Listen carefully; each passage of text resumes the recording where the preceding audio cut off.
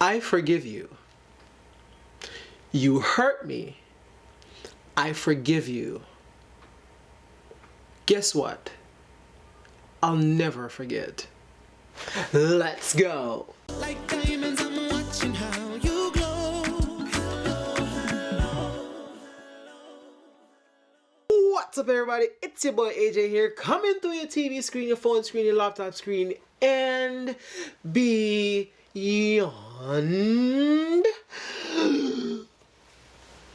Wafting. You see, I'm so overly dramatic with the intros now. Y'all can't hold me, man. How you bloody doing, mate? I love you. You hurt me. I forgave you. But I'll never forget. You're probably gonna ask what happened. Oh my gosh, AJ, who hurt you? What did they do? Who do we need to fight? Nobody, really, to be honest. I want to tell you an interesting backstory about partly how I became the man that I am today. My story has a lot of traumatic experiences involved. It has a lot of painful scenarios involved. It has a lot of silent but deadly scenarios involved. But through all of that, through understanding my pain for what it was, I've learned one thing that has kept me atop of the hill that I'm climbing every day. I forgive almost instantaneously, but I'll never forget. I'm not the kind of person that the same things happen to twice. You have to be really good at what you do to accomplish that. Why am I saying this? I want you to consider taking that approach the next time you find yourself being in a hurtful scenario or having pain inflicted upon you. Pain that you didn't ask for nor do you deserve. Let's go back to when I was a little bloody toddler, little child. Father passed away. You ever notice something? All of my stories start that way. Father passed away because it all stemmed from him. But after my dad died, a lot of things happened simultaneously, all at the same time, and neither me or my siblings or even my mother could quite actually fathom what was going on while it was going on. And we were all like broken people in our own right. What I want to have a conversation about today is the relationship between me and my siblings, my brother and my sister. Now, there was a lot of things unfolding while everyone was trying to process what was our father's death. Now, there's a couple of twists and turns to what happened. Now, everyone interpreted that passing in their own different ways. Everyone processed it in their own way. And it was because we all process it individually and not as a family was where all the different problems came in simultaneously. Because technically we were all different people. We weren't the same persons even though we were in the same family, if that makes sense. So I'll walk you through a couple of things. Now, let's start with my mother. My mother has been through a lot. And to be honest, I wish I could tell you some of the things she's told me. Whew. But it's not my story to tell. So I respect the situation and I appreciate her situation for what it is. But and that extends to my other two siblings. They have a very traumatic story that I wish I could tell you, Or I wish I could give you gruesome details about my own. But it's like some things are just too painful to relive. So I gloss over it for these videos. If I tell you in gruesome detail, you would probably cry for me. Don't need to do that. Sympathy is not what I want. Your growth from my pain is what I want. The relationship between me and my other two siblings, it's very rocky, to say the least, when we were growing up. It's better, it's stable now. But even though I can tell you that none of us, me, my mother, my brother, my sister, have actually recovered fully from the passing of our father. That is the way it is because of the different things that happened when that happened. And the fact that there was no one around, not even our family was there. Like, everyone abandoned us. It was just the four of us. My mother, my brother, me, my sister. As toxic and chaotic as that household was, we made it out. Alive. Not unscathed, but alive. My mother has been through a lot. I still can't even have a conversation with her about my dad, because she has said to me so many things has happened because he has passed away.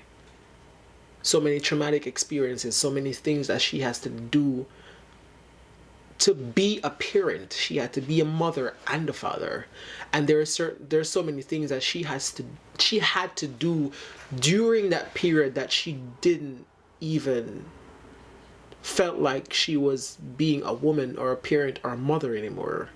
The sacrifices she had to make, the extremes that she had to go through to make it possible for me to be on a camera speaking to you. I forgive the people that have done me wrong. I forgive the people that have done my family wrong. But I will never forget my traumatic experiences, because they, one, made me who I am, and two, protect me from who I shouldn't be. Did you get that? Did you get that? It helped me become the man that I am and protect me from the man that I should never be. I hope that just resonated. So my mom has experienced very similar traumas as I have. I got a long list. My sister also has her own story, and so like my brother. Now, like I said, I wish I could tell it to you, but I can't, because it's not my story to tell. But the contrast and the relationship between my story, my sister's story, and my brother's story is where the conflict between the three or four of us at some point, sometimes, because sometimes my mother gets involved in this, is where the problem comes in.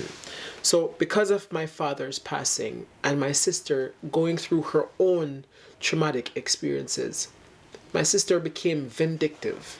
She became spiteful. She became manipulative. This was my siblings when we were children. That was my sister. My brother became very abusive. My brother became very arrogant. My brother became angry all the time. So yes, we were in a household where my sister would be the one manipulating everybody and being spiteful towards everybody. And my brother would be the one smacking the hell out of us every day. And I would be the one taking the blunt force trauma of everybody else's pain. I'm making it sound really simple. I'm making it sound like it's almost laughable, but it's really not. There's so many things that happen in that household. But here's why I keep saying I forgive, but don't forget. It's because Okay, the striking contrast between my brother and my sister, and even my mother at times, it can be said that you can cast judgment on a person just by me telling you their story and how they got to being the kids we were when we were kids. My brother and my sister would fight all the time, every second they got. And when I tell you fighting, I'm not speaking like playful fighting. I'm like fighting. There are knives involved. There's blood being drawn. There is bruises being had. Like that was the household that we were subject to. My mother at the same time had a difficult job of wanting to be there to keep the household a household and being forced to be a mother and a father at the same time. It was a chaotic setup, it was a chaotic structure, and it was a very traumatic experience. I never forget it because my decisions are based on my experiences. So if I forget them, I end up making bad decision after bad decision, even though I just had a bad decision and I'm about to make another one. Keeping your past experiences in the back of your head and using them as a stepping stone or a basis for the knowledge you need to make decisions is actually a good thing. I wish I had someone around me at the time when I was going through all of this. A lot of the things or advice I say or opinions I speak, sometimes people don't agree with them. Sometimes people are shocked by them. Sometimes people are like, oh, I get it.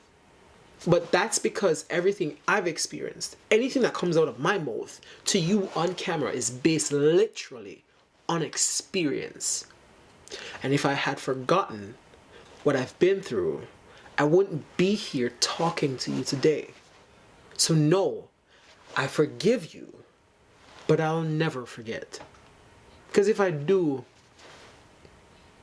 at what point do you break the loop? You can't break the loop if you keep forgetting.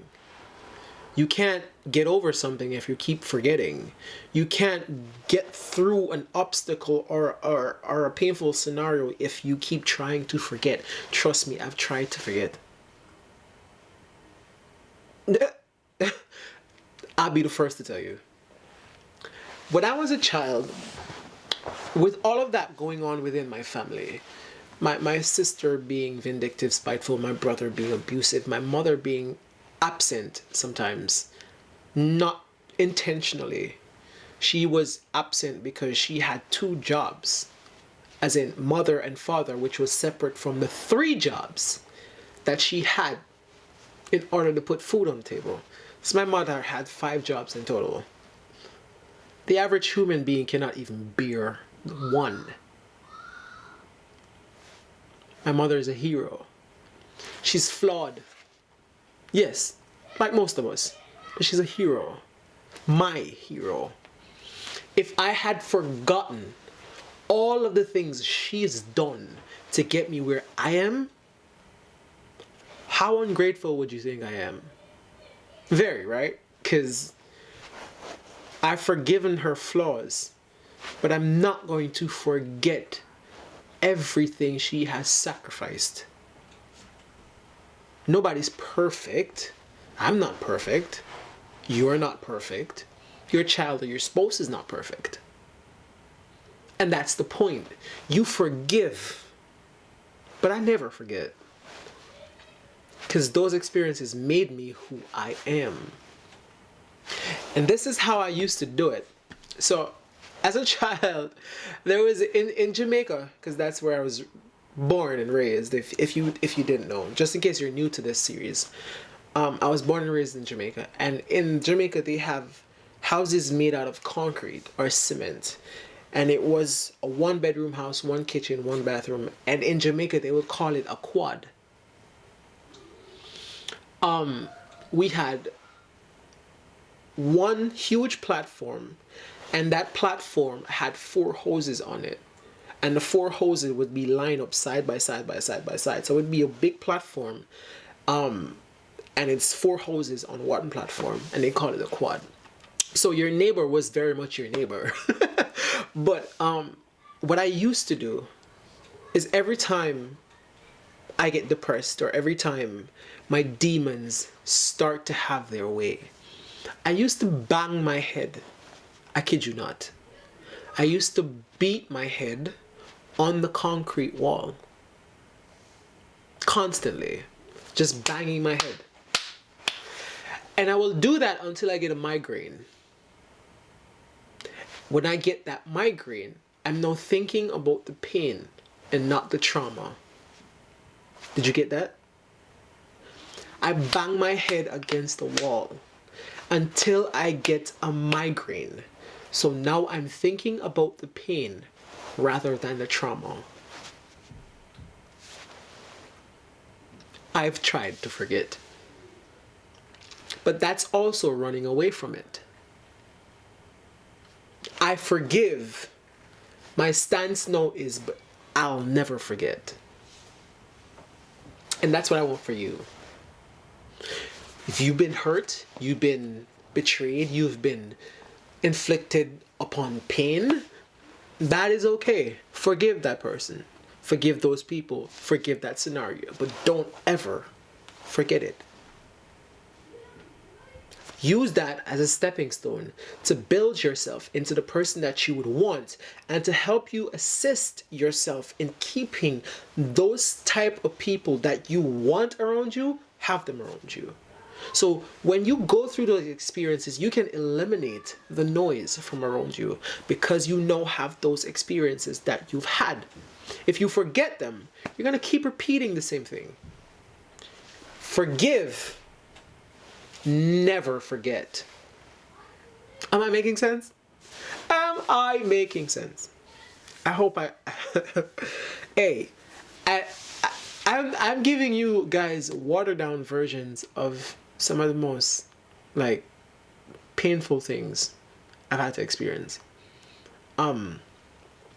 It was tough, hard, painful.